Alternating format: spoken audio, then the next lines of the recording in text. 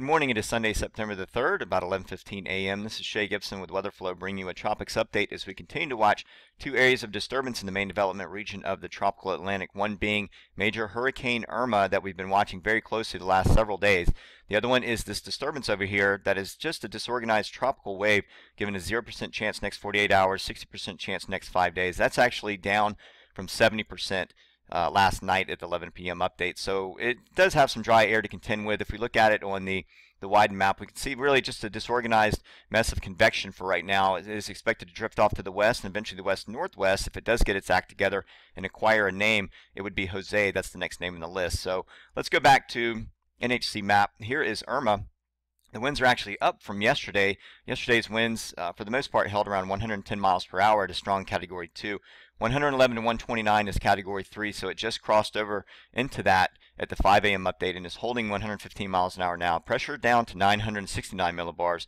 Movement has started to fall in latitude to the west-southwest at 14 miles per hour. In fact, if we look at the track with NHC, we see that the southerly dip of this system has gone a little bit further down, which puts the northern Lesser Antilles, Puerto Rico, Hispaniola, these islands, all into a window of potential impact. So if you live in these areas, it is very important that you start to get your hurricane supplies and get your plan in motion right now, because even if it is a close call here to the north of the islands, you're still going to probably feel tropical storm to hurricane force winds. Right now, the system, if we take a look at it on the imagery, it looks sort of ragged, and this is sort of what we talked about Thursday night in the video update, was that it does have this dry air to the north and northwest that's trying to become entrained or ingested into the middle.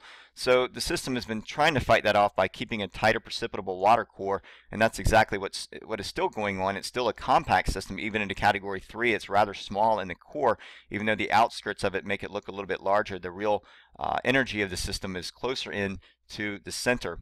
So we can get a better idea of that if we look at the mimic imagery. This is microwave or morphed integrated microwave imagery, and we can see just how small the core is. You can see the eye widening and closing. It's going through restructuring phases as the daytime and nighttime phases come and go. It looks like it's still struggling with that dry air.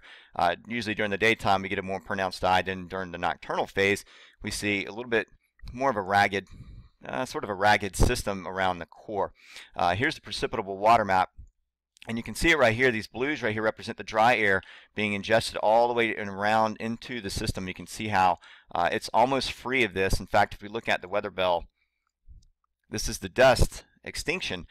So all of these blues, these oranges coming off the African coast, this is Saharan dust suspended at the mid-levels at about 500 millibars to 18,000 feet. And you can see the system, the new system that they have circled, is ingesting quite a bit of that, which is why it's dropped to 60%. Over here, where Irma is, we can still see some of that dust trying to wrap in to the middle, that along with just basic dry ridge air to the north. So we're looking at this system as it goes into time to dispel more of that dry air and become a little bit more organized. Here's 24 hours. We go to 48 hours. It has pretty much precipitated most of that dry air and dust out of it.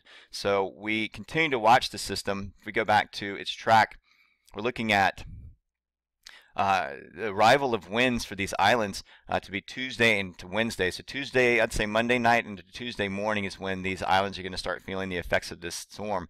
And even now the Bahamas are in this cone of uncertainty. If we look here, the system is right about here by Thursday at 8 o'clock a.m. So what does this mean for the United States? That's the big question. Well, we have to really start looking at the modeling for this, because we're starting to get almost to that 10-day stretch where we need to really pay attention to a potential impact for the coastal United States. Right now it's still a little bit too far out, so there's no reason to really panic about this at the moment.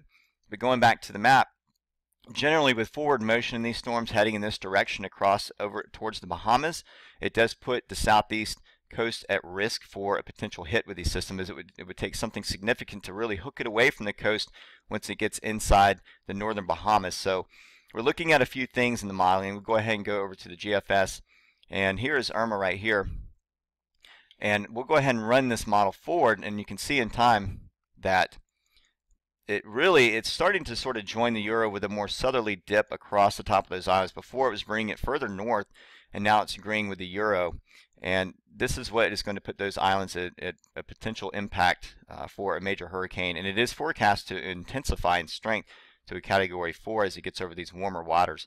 The sea surface temperatures right now we take a look, this is the Datascope Storm Track Viewer, and this is available through WindAlert at windalert.com/storm/Irma, and it's a really good tool to use for tracking the system. But we can look at the sea surface temperatures for what is to come. Is moving out of 27 to 28 degrees Celsius waters, and it's moving into 29 and 30 degrees Celsius waters, which is about 84 to 86 degrees. So it's getting into a riper environment with less upper shear, and it is forecast to intensify to a Category 4 as it swoops down to the southwest and then back up to the west-northwest across the tops of these islands. So this is a very serious situation starting to become a reality for the Northern Antilles, Puerto Rico, Dominican Republic, Turks and Caicos in time if this track holds. These are all areas that are at risk for a major hurricane impact. So if you live there, I hope that you are starting to prepare yourselves and get ready. Going back to the GFS model, beyond this, it gets a little bit uncertain. We cannot start to sort of anticipate where this storm is going to go. You're talking about 6 days out at this point when it gets to the Bahamas.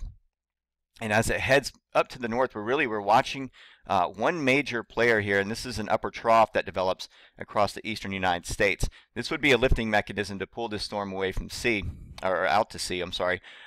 So this is what we're kind of hoping for in the scenario. The GFS, however, does break that trough down. It lifts it to the north, which allows for a ridge to build in across the top. So we're looking at two areas. Right here is a ridge in the Atlantic, which provides a clockwise motion. This would keep the storm moving to the west, and we're also looking at another ridge building across the top of this trough. We call this a breaking wave, and this would also suppress any motion to sweep this storm out to sea.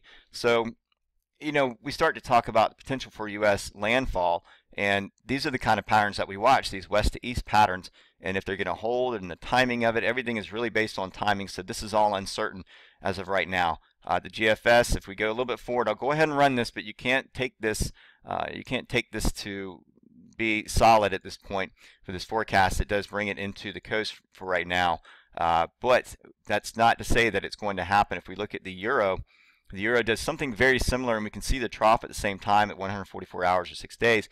This trough also lifting to the north as well, and the ridge building into the top. So there's starting to become some agreement in the medium to long term out, where the Euro brings us in very close as well. So like I said, it's not to be concerned about right now. I think if we go a couple more days and this pattern holds and these models are in agreement, then we can start to really have some concern for U.S.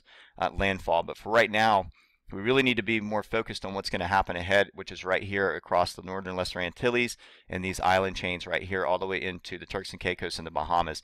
These are the immediate threats for the system, and we should really keep in mind that we should focus on the next 3, 4, and 5 days, and then as we get the storm heading towards the Bahamas, then we can start to raise concern for U.S. potential impacts as we watch the pattern from the west-east across the United States.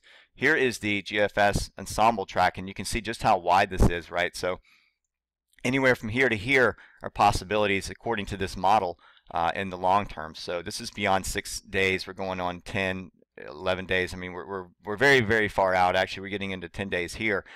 So beyond about 4 or 5 days, we really can't take any of this, you know, to be exact. And here's the European ensemble. This is 51 members in the European ensemble.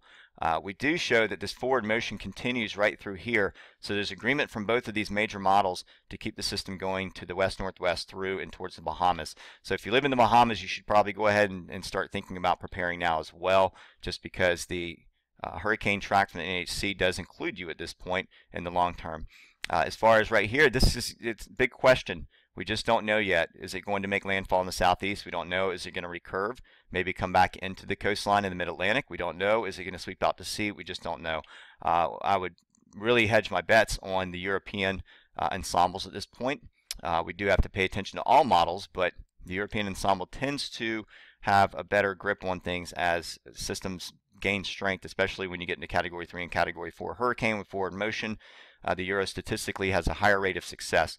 So that's going to do it for this tropical update. Like I said, right now for the southeast and east coast, we don't have any real concern right at the moment. I think we should really be watching the system very closely and monitor for any future development to see if these tracks hold in place and see if there's any further agreement from the models.